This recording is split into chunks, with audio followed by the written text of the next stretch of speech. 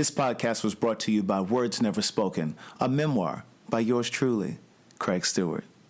It's available on Amazon.com, Audible.com, and all e-readers. It's more than a book. It's a movement. If you'd like to sponsor an episode of So Much to Say, visit our GoFundMe account at www.gofundme.com/so-much-to-say-podcast. Thank you.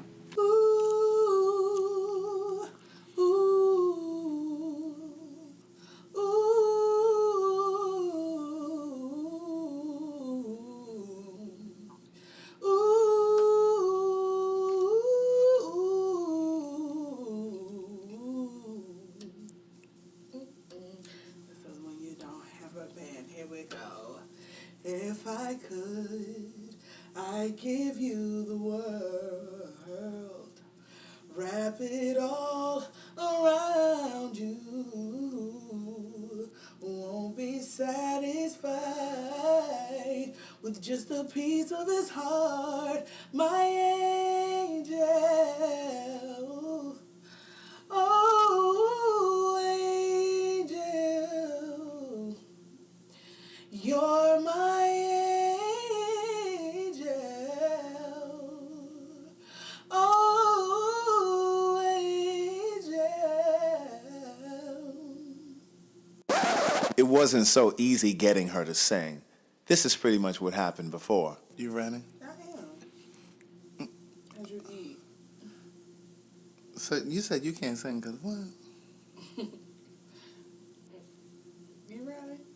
Mm-hmm. You said because you on the contract. Mm-hmm. So if you didn't sign this, you could have sang? Maybe. Because with that, I don't know what you're going to do with my little snippet. No. No, that's just so that, like, people won't come back and be like, oh, I didn't know that's what we were doing. And that's all that's for. Like, that ain't for no other reason other than that. You ain't say nothing about singing, Craig. I did so. I told you when we came. I said I did because I asked you to sing the Golden Girls. That was a joke. I ain't doing no Golden Girls. You said you weren't gonna do Golden Girls as she drinks her water because she knows she must have sang. Come on, sing something. Get rid of this headache. I thought we was talking about the arts and Issa and. We are gonna talk about the arts and Issa. Okay, come on. So you ain't gonna bless us with a little vocal? Come on. I mean, that's how I met you. It was the legend of Maisha McQueen. Okay. So you not gonna sing something? Why do I have to sing, Craig? Because the people gonna be like, well, who the fuck is she talking about? They can Google me. Really? Yes. That's what you're gonna do? Everybody else who come and talk don't got to prove themselves. Their credentials that you invite. You don't listen. Krista Nasir has to prove her credentials? Yes, she did. Okay, well, I can talk about all the things I've done. Why you don't want to sing a little? Why is it that when singers can sing, they never want to sing? It's not that I don't want to sing. It's just that think about like if I was an actor, you wouldn't be like, do a monologue on it. You know, it's just kind of like. It's not the same though. I'm a writer and people don't say, oh, let me see something you wrote. Well, but it's different. But that's different. How? For me, it's not, because for me, it's like, that's what I do. That's what I'm paid to do. Like, it's my job. Oh, so you want me to pay you just to do a little something right here? Singers, just because singers can sing doesn't mean they're always in the mood to sing. You understand what I'm saying? Like, I'm not always in the mood to sing. Don't get no attitude. First of all, I didn't ask you to sing like an entire song. What you want me to sing, Greg? I told you what I wanted you to sing. You didn't want to sing that. No. Okay, so what you gonna sing? You gonna sing Angel? Anita Baker? I don't know. How is it gonna come up in conversation? What do you sing where you like, oh, bitch, I sang the shit out of that? Everything. But I'm just like... You know what? I can't. I fucking can't with you. You can't. Look. So go ahead. So let me hear something then. Are we recording? Can I hear something? You gonna edit? As you chew this damn rock and try to read me and ask me to do shit and you eating. Lord have mercy. Is this what we waiting on? Basically. This is very personal work for me. I believe I was called to tell my story, use my voice, be a voice for the community, to speak to and for a community of people that's been ignored, denied, overlooked. Religion. This is my life's work. Religion. I want to use words to uplift, heal, inspire, encourage. Do something different.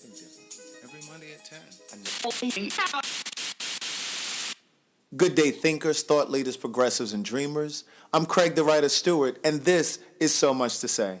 These are my thoughts in my voice on black shit, white shit, gay shit, and everything in between. Today, I'm talking with thespian, actress, singer, Maisha McQueen, native of Atlanta. Yes, sir. And you're about to go on tour with The Waitress? Yeah, it's called Waitress. Waitress. It's on Broadway right now. It's been on Broadway for a couple of years, and this is the first national tour. Wow. Mm-hmm. And when does the tour kick off? October in Cleveland. It starts in Cleveland, Yes. and it begins in October. Yes. Today, we're going to talk about the social responsibility of the arts, whether it's television, film, music, and even stage, in terms of what the audience sees and whether or not there's a responsibility of the creators or the writers or whomever to the audience, to its audience. You know, because in particular, we were talking about Insecure, Right. The HBO series, Issa Rae. There's a lot of sex. Mm-hmm. And it's fine. I'm okay with sex. Mm-hmm. But for me, it just really stuck out like a sore thumb that there was a lot of sex, but there was no conversation around protection, right, or disease, right, or even pregnancy at the bare minimum. Mm-hmm. So what was your take when you saw, like, when did you kind of first think, like, damn, they sure doing a lot of fucking? Well, you know, I just got finished seeing the last 2 episodes, and it was interesting because I was having a conversation with myself as I was watching the last 2 episodes.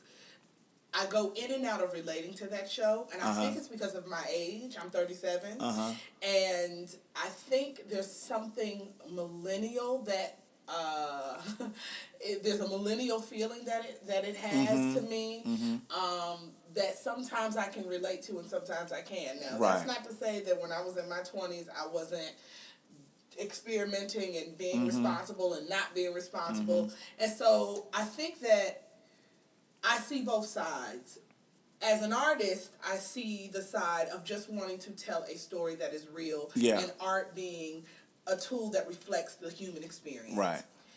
On the other hand, as an African American, as a woman, as a socially responsible person that I aspire to be, I see how someone could see it as careless. Because not even just with the whole piece about sex or safe sex, but even the use of the word nigger. Because and literally, like, my thing is, people use the word nigger, black people use the word nigger, that's a whole other conversation, even the BITCH word, you know, but this season in particular, I felt like it was almost forced. Like, these last couple of episodes, I was like counting on my fingers. How many times they said? How many times they said the N word or the B word, and it's just like, are you trying to make a point? Is it something that you're trying to prove? Then I was like, maybe it's LA culture, and I don't know. You know, I'm not really familiar with that particular type of culture. Maybe it's this you know, this juxtaposition between like a really kind of elitist and bougie way of living. Like, even though Issa is like this struggling, I work with kids, I sort of live in this dodgy place, she has a very well-to-do, you know, best friend. She hangs with a very well-to-do circle. She's obviously college educated. You know, she has a very well-to-do boyfriend. Her problems are pretty much first world problems. So then I was thinking, well, maybe they use those words as anchors to make them to kind of stay grounded to the community. Yes. So going back to the whole sex thing, the first episode where she had sex with her ex-boyfriend in the studio. At her house. Remember, he came to get mail. Oh, and what you talking about in the second season? Season 2. Oh, okay, I'm thinking about the first season when I didn't hear the conversation about not having safe sex come up. Well, there wasn't really any conversation in the first season. What made me think about it in the first season was when she slipped up and fucked old boy, which was in the studio. Oh, we can curse. Oh, lovely. Oh, absolutely. I was wondering why you spelled out the word bitch. I wasn't sure. Oh, yeah. Black shit, white shit, gay shit, yeah. Didn't catch that. Okay. But yeah, so they were in the studio, and they were just kind of hanging out, and this is when she was kind of going through what she was going through in her relationship, and her boyfriend hadn't found the job yet. Right. Her birthday had passed, and he didn't celebrate it the way that she thought he should have celebrated it. Right. So she's in the studio with the ex-boyfriend, or the guy that she was dating at one point, and they fucked. Like, they just fucked on this couch, like, in the studio. And I remember thinking then, I'm like, ain't nobody gonna put on no condom. Ain't nobody put, and clearly he came. Yes. Inside her. Yes. And I was just like, damn, like, so, and my thing is, I thought that there would be, because I do think that there's a certain amount of social responsibility, but I also think that in some instances it's really important to keep it raw and honest because it makes it true to life. Yes. And I think that very thing happens in real life. Absolutely. But I think that they should have used another character as a proxy for morality to say, oh, well, girl, you just let him... You fucking without condoms? Exactly. Like one of her friends. Nobody said... It. Yeah, there should have been that balance. So even with... You know, like I was saying, with season 2, that first episode, like I justified your ex-boyfriend coming back and claiming his territory. Ain't nobody slipping on no condom, right? Right. But this last episode, or I think it was 3 or 4, where she decided that she wanted to try old boy in the neighborhood. Oh, yeah. Want no condom then either. Right. And so I was like... And so, again, from an artistic perspective, every action that a character makes, it changes the rhythm, it changes the conversation, you know, but I felt like it could have worked because it was all this awkward stuff around them having sex. It could have worked. Where they talked about the condom. Well, yes. wait, you got a condom? Even though she had said, nigga, you got a condom? Right. Go ahead and slip that word nigga in right there. Exactly. Where the condom? You know, where they could have fumbled for this condom, which would have worked into the... I think that in Hollywood in particular, there seems to be this fight for black people to just be human, to not feel like they always have to be. I think it's a conversation that comes up in sports, you know, where you have had Charles Barkley and other people say, I'm not a role model. That's not what I signed up for. You see it happen in a lot of different mediums, and I think that there are a lot of us that feel like as an African-American artist, you don't have a choice. If there were because we don't have as many options. There's not enough representation for you to create that balance. And yeah, because it would create a balance. Because I remember when the Parkers was on, that TV show was on, Monique said the same thing, like, well, why can't we be on here and be silly and buffoons? And, you know, people don't say that about white artists. But the difference is there's a hodgepodge of white shows to choose from. So you have some where they act like buffoons, but then you also have some that are upright, standing, you know, citizens. And the other piece is that because of the system, the way the system is designed, there's already an assumption that white people are smart and serious and should be taken seriously.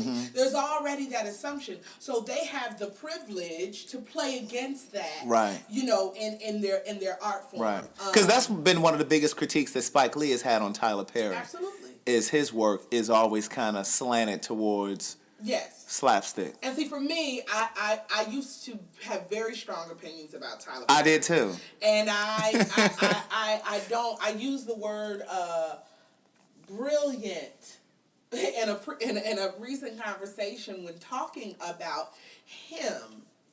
And I realized that, and I was like, okay, well, you just said that he was brilliant in what he does. I guess where I am now with Tyler is that I've always even said this with young people, when people would talk about rap music and things of that nature. My thing is, if you're criticizing a movement, an aesthetic that a large population is gravitating towards, then you are inherently criticizing them. And so I remember the first time I saw a Tyler Perry videotape when I was living in New York, and somebody and I said, "What is this madness?" Right? And Because you were coming from stage. Right. But I was coming from my type of stage, and I didn't really know a lot about Chitlin Circuit. I wasn't familiar with the gospel stage play. I remember my mother took me to see Mama I Want to Sing when I was young. That was my second stage play in my life. The very first was The Wiz with Stephanie Mills. Would you call The Wiz a stage play? No. It was theater. It was theater. Because we know the stage play is different. When you talk about stage play, for sure. you're talking about the genre that we also call the Chitlin Circuit. But what I also know is that stage plays don't have to be poorly, the aesthetic, the professionalism doesn't have to. The audience talking back to the to the actors. Yes, that call and response, which comes out of church, but it can still be well done. And so I remember seeing that videotape and being like, oh my God, like people are breaking character on stage. Like it was this whole breaking thing. character, talking to the audience. I'm just like, what's happening? And so for us thespians, we would cringe because you're breaking the rules. And, this is... So, I believe that there's room for everybody. I believe that there is room for Tyler, that there's an audience for him. And I think that there is humor that comes from him and character work that comes from him that... As an artist, I can't necessarily deny or denounce. It almost kind of makes me think about Eddie and the work that he did with the Clumps and how I've always said that work was so underrated. Like, I believe that if a white producer, actor had been in a movie where they had played 9 characters, they would have won an Oscar. I wouldn't care what genre it was. Right. You know what I mean? Right. I think that when it comes to comedy, and when it comes to that type of work, there's a general unspoken that, that's just easy for y'all. Right. Yeah. Which reminds me of a certain show that I was in last summer. The Kink in My Hair at Horizon Theater here in Atlanta. I met her, the writer and producer. Her name is... Trey Anthony. Trey Anthony, yeah. And I played this character. I played 2 characters. A lesbian. She's a lesbian. Yes, she is. She is. I played this character... I played 2 characters. One of the characters that I played was this older woman named Miss Enid. And Miss Enid she closed out Act 1. And she was this older woman who came to the whole show, takes place in a beauty shop. And she was this older woman that had lost her husband, but she tells a story about how she found new love next door. And she baked him this pie. And it was this tongue-in-cheek, sexy number where this old woman with a cane is talking about how she got her groove back. And at the end of the number, I literally rip over my dress, and there's a whole dance routine.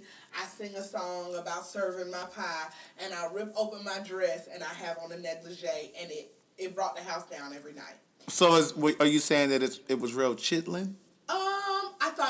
I thought it was funny. It might have been even a little hammy, but it was a character telling a story, and I felt like, not to toot my own horn, but I felt like I brought complexity to it, but it was The Kink in My Hair is a stage play. Okay, let's not get it twisted. It was also directed by Tom Jones, love him to death, but everybody who's worked with Tom Jones knows that Tom Jones will bring the ham hocks, the pork chops, and the chitlin. Okay? But I said all of that to say, when the reviews came out, this white reviewer was able to process the black mother who lost her son to gun violence. They were able to process and honor the artistry of the girl who was molested. But when it came to Miss Enid, the language that was used was... And Miss Enid was you. Was me. It was almost like, even though the crowd ate it up, and he had to honor that because it was a standing ovation. I mean, the crowd goes crazy. Even though the crowd ate it up, it was over the top, it was this, it was that. So around that time, I had this whole conversation with myself about black humor, the aesthetic of black joy. in general. How if we're not talking about race, or we're not satirically, putting that into context, if we're just being foolish, people don't know how to see the artistry in that. Right. So a white female comedian like Melissa McCarthy can do that. Can do and it. It's genius. And it's genius. But a black woman does it. A Monique does it. And Tyler Perry puts on, a frock. Right. Because Robin Williams did it in Miss Doubtfire, and it was brilliant. But he does it, and it's seen as something else. And I would venture to say that opinion sometimes penetrates what we think too. Absolutely. As black people. It shapes what we think. Because our entire legacy in this country has been, see me as good, see me as pure, see me as clean, see me as sinless, see me as, right? And so everything that we approach, whether it be sexuality, the arts, whatever, comes from that lens of, there's already a tainted view. And so I don't want to give you, the elders didn't want to give them any other reason to think that we were not. Yeah. So if I'm going to be an actor, I'm going to be a serious actor. And that was, I remember seeing an interview with Viola Davis, and I remember her saying that she's often drawn to the characters that are flawed. Right. She said because oftentimes we as black people don't get the luxury of playing that kind of character. Because I think, to your point, it's like we don't want anything else to show. We don't want to be viewed as anything other than perfect. Because it's always been used historically against us. Right. But going back to the whole Tyler Perry piece, and I have a few things to say about that. I think that part of the reason we shy away from criticizing each other publicly, and I don't mean in the way that Spike Lee criticized Tyler, because I think he was just a little bit overboard. I think that at his level, he could have contacted Tyler. I mean, it's one thing to say what you said publicly, but then to keep it going and keep going and keep... Okay, Spike, we understand how you feel about Tyler's work.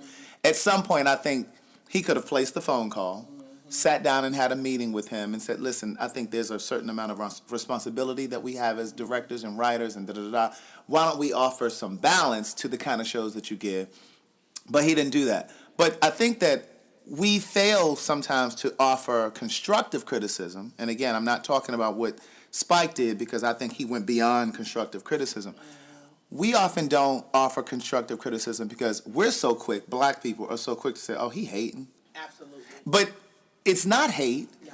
And the reality is that's how mediocre has slipped in. Right. Because we're afraid to criticize. Absolutely. And we're talking about whether it's music, Absolutely. The music industry, whether it's vocalists, whether it's film projects. I got to a point that I decided I wasn't going to support a project, whether it was a film or an artist, whatever it was, simply because they were black. That was no longer enough. And that was what I kept hearing about Tyler. Oh, you should support him because he's black. Hollywood doesn't want him to be successful, and we need to be there that first weekend. First of all, I'm not interested in what he writes. I think there is an audience for him, and I think he serves that audience well. But it's just not my style of work, and that's whether you're talking about his plays, that's whether you're talking about his film.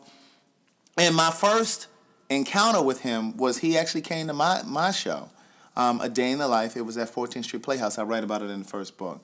The show had sold out. He came backstage, said the show was brilliant. He said he wanted to help. The rest of the story is in the book, but what I will jump to is I started going to his shows because he would give me tickets. He would leave tickets for me to go to the show. I was so bored at these shows. My mind was wandering. I was wondering what it would be like if I was there doing my show. I was wondering how I would do things differently if I was him doing this show. I was wondering how I would do things differently once I did my show again. I was just thinking about so many things. And then I realized you need to stop going because he's not going to help you in the way that you're expecting him to help you. Meaning take me under his wing, eventually... allow me to, I guess, apprentice under him and then say, okay, here, and then say, here's this guy, here's this up-and-coming producer, writer.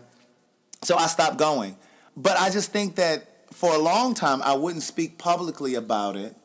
Because of that backlash. That backlash. You're a hater. You just hating because he didn't help you, and you just want to be where he is and all this other stuff. Something critical to say. Exactly. Absolutely. And I will just be honest with, I was raised in this city. Mm-hmm. I moved here when I was 8 years old. I went to Tri-Cities High School of the Visual and Performing Arts. Uh-huh. I came up through the Freddie Hendricks Youth Ensemble of Atlanta. And, this is my city. This is my home. I have seen 3 shows this summer, mm-hmm. all of which I have been severely disappointed in. Really?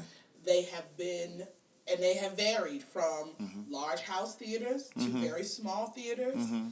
And I have had conversations with people who I've seen these shows with, and the energy has been,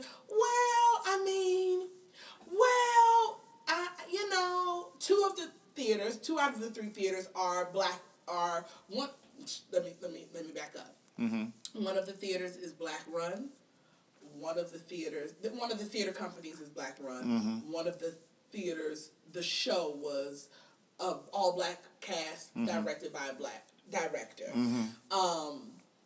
And I felt like I could not say anything about mm-hmm. the mediocre, less than mediocre, mm-hmm. and lackluster work mm-hmm. that I had mm-hmm. seen. Mm-hmm. I was supposed to celebrate the fact that people could sing.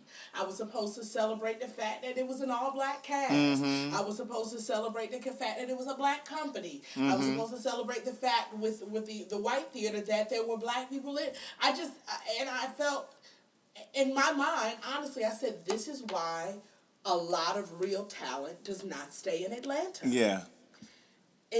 Because if this is the bar and we are making excuses mm-hmm. for the bar, then we're never going to... And then what it does, Craig, is it affects artists, because if we don't raise the bar, then these theater houses are never going to think that they have to pay us well. Right. They're never going to think that they have to treat us well.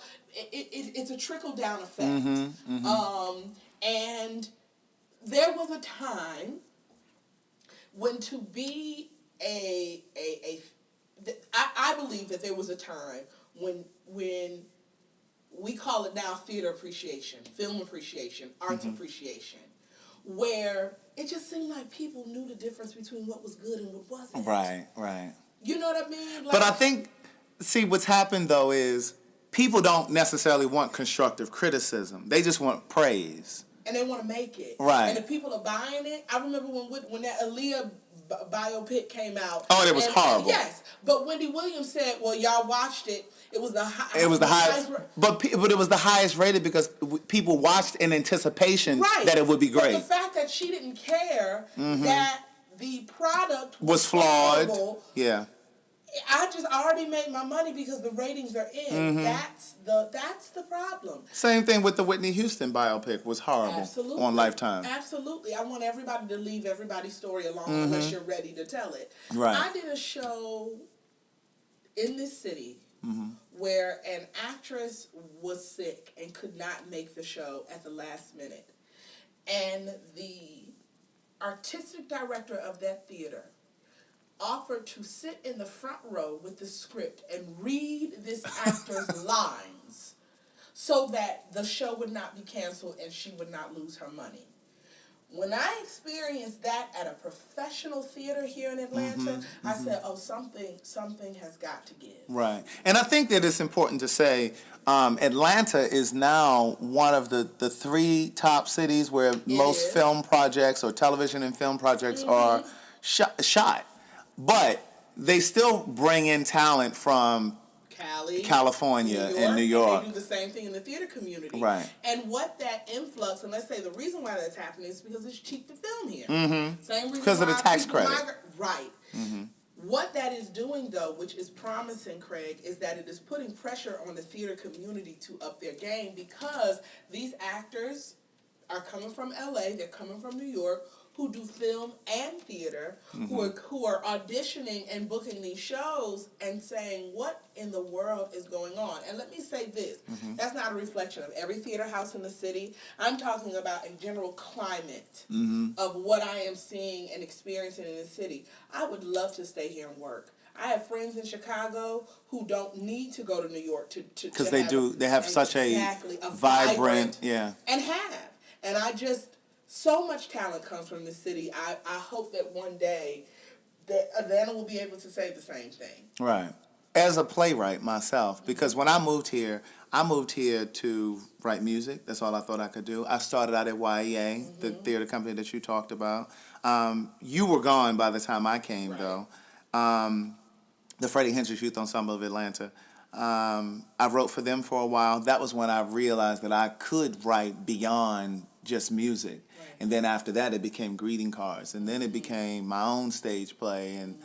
But for me, the challenge that I find in the theater community, and with all due respect to August Wilson and to Lorraine Hansberry, I think that those projects have to be retold, and they should be retold for generations to come. But what I found, there isn't really much interest in new stories. It's like they just keep doing these same stage plays over and over and over, A Raisin in the Sun, and all of these stage plays that August Wilson wrote and produced, which are amazing. Again, it's a rich history, black history in terms of theater, but there still should be room, because I believe that there are people who are writing now who will be tomorrow's Lorraine's and August Wilson's, but we won't discover them. What are we gonna wait until they're dead? Let me speak to that, and I'm speaking from having done the regional theater circuit for the past 2 years, where you go to these small towns and these major cities and you see them doing the same plays over and over again. Not just black plays, but white plays as well, because they have an audience, they have their base. They have their subscribers who want to see that work. Right. That's one aspect of it. The other aspect is that, unfortunately, the August Wilsons of the world are still fighting to be heard and celebrated. That's me. You're not right. You know what I mean? But August's work, like, you're not. People are going to do Fences. They're going to do Jitney, but you're not going to see Joe Turner's Coming On. You're not going to see Two Trains Running. You're not going to see Gem of the Ocean. You're not going to see all of his whole catalog. Now, people like Kenny Leon and Denzel Washington have single-handedly created a movement where they're like, he is prolific, we will show his work. Right. And that's beautiful for them, but you're absolutely right. Now, here's the other piece. And Toni Morrison talks about it a lot.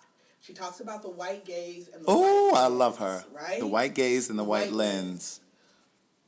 There is still an issue in the artistic community where white people in general do not know how to take our art when we are not telling stories for their gaze. When we're not telling stories that have to do with how they've affected us, what they've done to us, how they feel about us. If we just want to tell a story about black people or two black people in love that have nothing to do with them, it's like, they're not interested. They're not really interested. Yeah. So if they're not interested, they're not going to fund it. Right. And if they're not going to fund it, then I don't care how prolific or brilliant it is.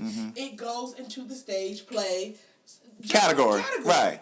And that has, and there's there are these new plays like Booty Candy and Barbecue. I forget the playwright's name, but where there is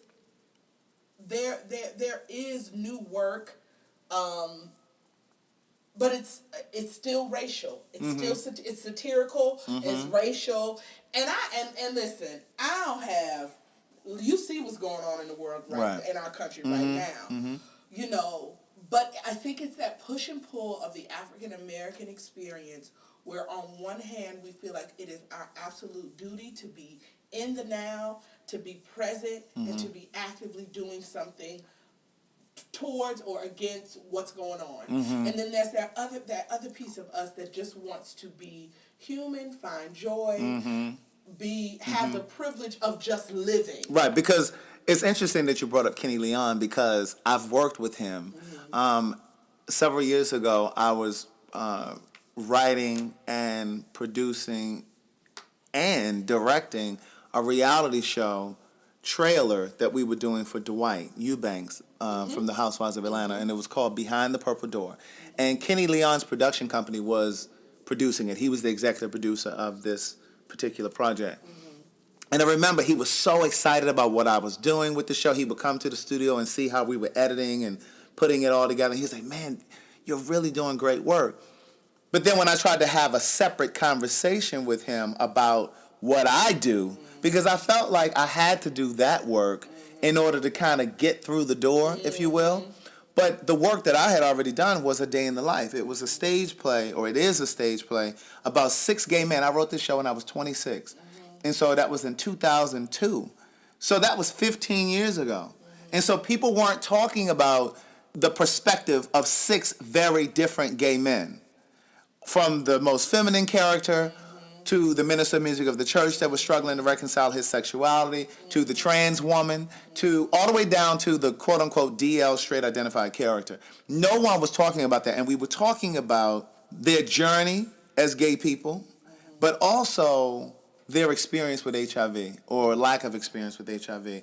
And it's a dramatic comedy. And the show sold out. That's the play that Tyler came to. And I had said to Kenny many years later, listen, I really want to do the show. And he didn't say it to me. He wouldn't even look at the script. But it came back to me through his girlfriend, Jennifer, who was also executive producing the reality show Behind the Purple Door. She said, yeah, he's not really interested because nobody's talking about AIDS.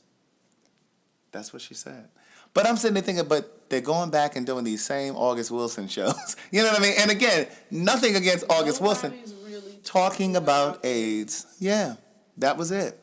And so it was just like, wow, like there's room for so many things. And that was part of, I think, how I became more, I guess, accepting of Tyler's work and realizing there's room for everybody. Yes. No, that's not what I write. That's not what I do. Those aren't the stories that I want to tell. But there's room, and he found his audience. So at the least, Craig, you can applaud him for carving out his own lane, Absolutely. Carving out his own way, because he didn't wait for anybody to give him permission to tell his story. And I don't know. I mean, I've heard stories about who he is, how he works. Yeah, I have too. I have heard. But I just think that there is a reason for everything and everyone. I understand, Spike, people call him bitter, people call him but he has had a very tough journey in this Hollywood. And I think that for him to have done some of what I believe is the most creative and relevant timely work that not just of a black filmmaker but of a filmmaker in general, and then to see someone else kind of slide in and kind of and then become Oprah's best friend, and now you got 5 million TV. But I think that again, Spike is he comes out of a space in the 90s where there was just a different level of consciousness. And he was telling a different kind of story. He was telling a story that nobody was telling. Right. You know what I mean? But there was this anti-establishment movement that came out of the 90s that even your hoodest of the hood was going to have on a Malcolm X hat and an African medallion. It was red, black, and green. And was going to tell you about yourself and your responsibilities and whatever that. Yeah. And so that was a movement that Spike thrived in, and he helped to push. And we were very clear about whose story we were telling and why we were telling it. And even things like, think about his first, She's Gotta Have It. She's Gotta Have It was not a militant drama. She's Gotta Have It was about a girl who was, you know what I mean? Like, when you look at the span of the canon of his work, it is very, very complex. Yeah. It's very, very different. It's very and then even in thinking about, as you were talking, I was thinking about my journey as a theater artist in general, but theater. I went from a very African American culturally empowered space to New York University, where I was one of 5. And the language and the rhetoric that was spewed to me was, if you want to make it in this commercial theater world, then you have to look like this and sound like this, and these are the only kind of roles that, and either you are the this or you are the that. I've been told that similarly. You know, like with the Day in the Life, it was my intention to speak to black gay men. So those 6 characters that you saw on stage, they were black men or trans woman. Because it was my intention to speak to them. Because I think there's a subliminal message in that when you see yourself on stage or on screen or wherever. But I was told so many times, well, you need to diversify your cast. And no, that's not what I'm doing. Well, if you want to get sponsorship, because white folks don't think about that when they're casting their shows. How do you have? And I mean, Sex and the City is one of my favorite shows. I was not on the bandwagon though when it was airing, and at the time, I'll never forget.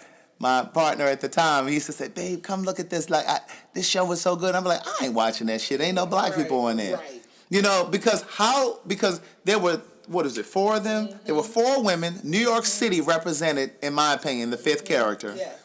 How is it that even in the background, you don't see Dominicans, you don't see black people? Now, in the movie, they brought Jennifer Hudson's character. Correct. There who, but I mean, look at all of the years they were on television. Yes. And I understand that, I do think that within their friendship circle, they didn't have to have a black person or a Dominican person, because you may not have somebody in your close circle like that. That's fine. But in the background, I should have seen Dominican people. Somebody. Black. At the corner store. Come on. So then it raises the question, should art reflect how life is, or should art reflect how life should be? I think it should be both. I think it should be a balance of both. Absolutely. I agree with you. And I think that the universal the specific can always lead to the universal. So for example, I watched Sex and the City too, because I knew that circle. I didn't know them personally, but living in New York for 6 years, I knew that circle. Right. So it kind of gave me a window into that circle of, because what we all know about New York is that either you rich or you poor. Good luck. There's no middle class. Same thing with LA. Exactly. So it kind of gave me. I lived vicariously through Carrie, who could buy some Manolos when she wanted to. Right. And I was okay. Like, don't feed me no. You know what I mean? Like, it was okay with that being what it was. Right. And it's interesting because, I mean, I can give you several examples of that. I mean, same thing was the case with Beverly Hills 90210. I remember seeing an interview with Aaron Spelling, and he said years after the show was off the air that one of the biggest mistakes that he made in casting that show was that there were no, I believe it was like Indian people. Right. Because that particular high school, Beverly Hills High School, has a huge Indian population. So, I mean, we see it all of the time. But interesting that we brought up Sex and the City because, in my opinion, I feel like, in ways, Insecure feels very reminiscent of it. Not in terms of the storyline, but absolutely. It feels like the black version of Sex and the City. You know what I mean? Yes. And when we talk about responsibility, I think about that in terms of Scandal, watching Scandal, because, of course, the Kerry Washington character has had this affair with the president, and she's had the affair with Jake, and then she had the affair with the black congressman that she was, I think, going to be engaged to. But there was never any talk about protected sex. Same thing with Viola Davis on How to Get Away with Murder, having the affair with Nate and having the sex with her husband that was killed. But I think what happens is that conversations sometimes get lost or people are afraid to bring it up because here we are finally seeing 2 shows, Scandal and How to Get Away with Murder, with 2 black women that are leading. Right. That's right. But then the critics said on the opposite side of that, the black critics were saying, yeah, they're leading ladies, but here they are. Both of them. Bitches, they single, and they miserable. They don't, you know what I mean? So both in relationships with white men. Both in relationships with white men. So there was always this other side of it. And I think absolutely. And I think that, as we're talking, someone told me, said, art doesn't answer questions. Well, theater specifically. Theater doesn't answer questions. It's supposed to help this question, and by the end, you're supposed to get the answer. Well, I think that that's the case with all art, though. Right. For me. But, and I'll say this was Tom Jones, who pushed it further and said, my theater experience, I want the audience to leave and to begin to ask questions. Absolutely. I think that when you leave a theater, a movie, after you hear a song, you should walk away feeling differently. Yes. You should walk away wondering, you should see the world differently. You should be asking questions. It should shape you just a little bit different. Right. You know, I've always felt that. Yeah. I've always felt that. Yeah. And I totally agree with that. But I do think that right now we are really seeing some of the best television in terms of characters, in terms of black characters, in terms of black storylines. Whether we're talking about Power, which I love, This Is Us, because I believe on This Is Us, the Randall character, the black character, he anchors that show. His storyline. Yes. The father. Yes. It's his wife. Yes. You know. And there's also a diverse room of writers in there. Absolutely. And there is there was a decision that was made about what they wanted to do with television on television. It's not just by happenstance. Right. Well, but see, that's the other thing, because when you talk about the Tyler Perrys, one of my biggest critiques of him is that he doesn't have a diverse writing cast. When my experience with him, and again, I won't go into great detail because it's in my first book, Words Never Spoken. But when he and I were doing this dance for like a couple of years, and I was trying to get in as a writer on his team or on his staff, and he was just like, well, no, because I write all of my own stuff. And I said, well, what about if I write some of the music, co-write some of the music? No, because I just do it all on my own now, because I had a musician who was doing the music for me, but then once I started releasing DVDs, he wanted a piece of that. Well, why the hell wouldn't he want a piece of that? He has every right to have Absolutely.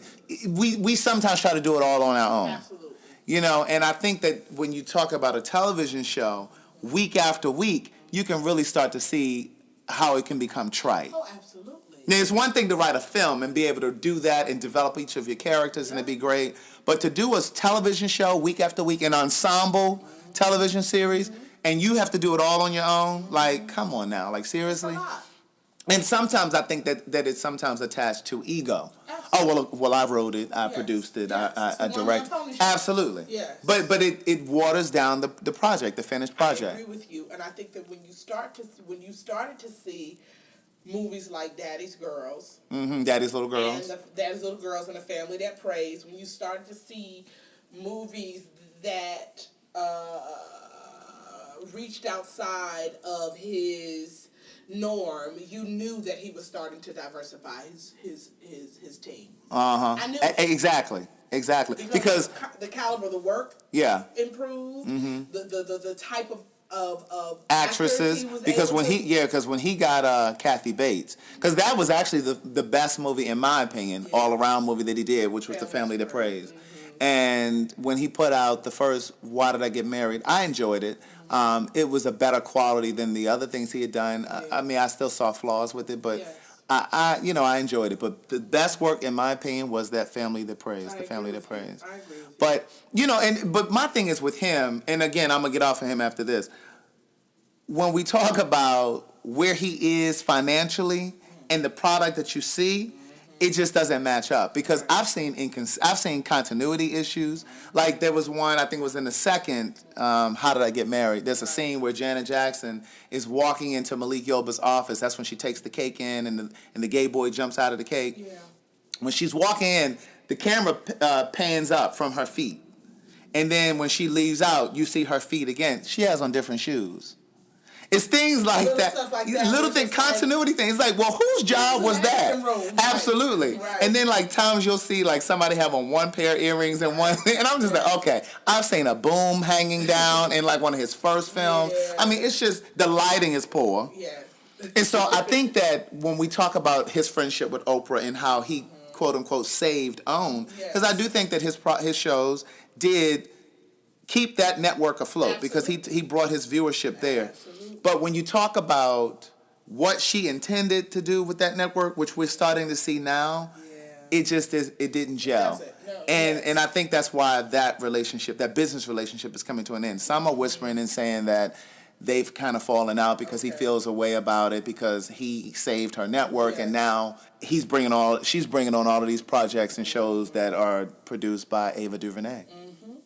But I mean, step your game up, pimp. That's it. You got to. You got to. I was going to say, I think that at the end of the day, as an artist, you have to make individual decisions about what is right and best for you in that moment in your life. And I say that because coming out of the aesthetic and the community that I came out of in Atlanta, very revolutionary, very culturally aware, and going to NYU and being told that there were things that I could and could not do because of my race and how I sounded and all this, I really had to rediscover myself. And there was a time when I went on my first professional unionized audition only 2 years ago because I had to find myself in order to say, okay, like right now I am playing. Some people may look at it as the stereotypical black, sassy, funny nurse. And understudying the stereotypical black, sassy, funny best friend. Okay? And we can have a whole nother podcast about the archetypes that have been anchored in theater in the Great White Way since the beginning of time, and it's still happening in 2017. If you're looking at black female characters, you either gonna get the Aunt Jemima or you're gonna get the sassafras, and you can still see variations of that. However, who I am today, I can take advantage of this opportunity and say, when I do it, you know what I mean? When I approach this character, there's a certain level of humanity. And first of all, black people are funny. Absolutely. Okay? Not all black people are funny, but we are magic. Okay? Right? And so folks going to want to put us in their show to be funny and magical. Here's what I will say. These are my final words on it. As a writer that's been trying to get to another level in the entertainment industry, and that would be screenplays, television shows. I've been co-creating a television series for probably the last 5 years now with Suzanne DePass, which I'm sure you know who Suzanne is. Those of you listening, Suzanne is credited with discovering Michael Jackson. She is the executive producer. Yeah, she's the executive producer of Daytime Divas, which stars Vanessa Williams right now and Tashina Arnold. And she just revived this Michael Jackson story called Searching for Neverland. Bottom line is, I've been trying to get to that level in the industry for long, but there's so many gatekeepers. And when I say gatekeepers, I'm talking about the people who won't allow you in. Right. Sometimes it's not white people, it's not Hollywood. Sometimes it's us. Yes. Because as a gay person, I know the hairstylist, the makeup artist to a lot of these artists, a lot of these actors that sit on television and sit on these panel discussions and talk about how Hollywood isn't writing roles for them. They forgot the black actress or the actors. But the reality is you're overlooking talent right here. Yes. Because you're too busy gatekeeping. And what happens is we have to be really careful because, as I said, a lot of times I know the hairstylist or the makeup artist, in some cases even the personal chef. But the talent isn't always comfortable saying to you, the actress, hey, I know this great writer, because it's a conflict of interest. Right. And then you won't contract them anymore as your hairstylist or your makeup artist anymore. Piece really quickly. Because of the fact that there are still one or two of us in the room, unfortunately, what that has done is caused those one or two to say, I ain't bringing, you ain't no competition. Absolutely. Here. Absolutely. And unfortunately, there is not enough security to say, oh, I'm very secure in what I do. Right. Oh, I'm going to buck this notion that there can only be one of us in a room. At a time. And I'm going to bring my brother in. And I'm going to bring my sister in. Or I'm going to create a space where we can, because I have always said, gone are the days of the Harlem Renaissance. Right.